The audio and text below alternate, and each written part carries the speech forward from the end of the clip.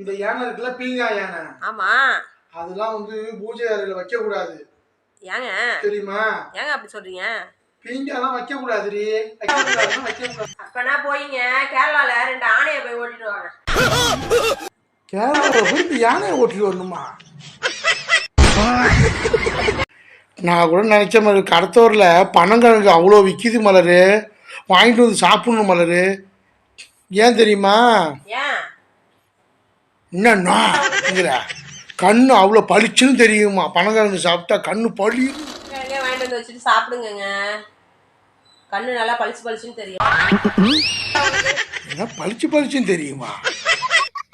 போனீங்கன்னா 2 வாழைப்பழம் வாங்கிட்டு வாங்க. சரி சரி, நீ வாழைப்பழம் வாங்கிட்டு சொல்றீல, இப்போதாட்டி அனுப்பி வருது.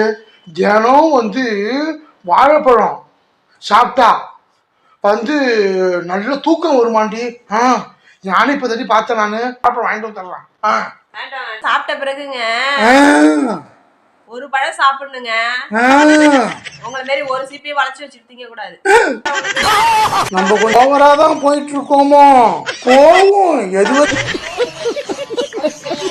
மலரு, ஏங்க இந்த அழகும் இந்த இளமையும் இருக்கிற வரைக்கும் தான். அதுக்கு 50 வயசு கிழமை நீ சொல்லக்கூடாதியா? எனக்கு 16 வயசு ஆகுது.